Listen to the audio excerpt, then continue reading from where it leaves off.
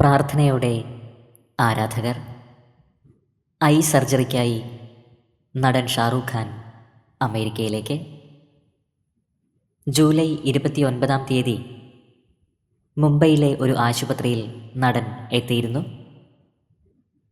എന്നാൽ സർജറി അമേരിക്കയിലാണ് നടത്താൻ ഉദ്ദേശിച്ചിരിക്കുന്നത് എന്നാണ് പുറത്തുവരുന്ന റിപ്പോർട്ടുകൾ സൂചിപ്പിക്കുന്നത്.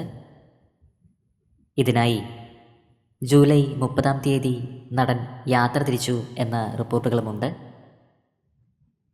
വാർത്ത പുറത്തു വന്നതോടെ പ്രാർത്ഥനയോടെ നിരവധി ആരാധകരാണ് സമൂഹമാധ്യമങ്ങളിൽ എത്തുന്നത്.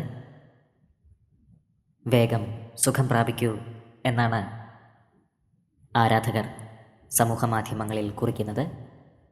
ഷാറൂഖ് വേഗം സുഖം പ്രാപിക്കുമെന്ന് നമുക്ക് പ്രതീക്ഷിക്കാം.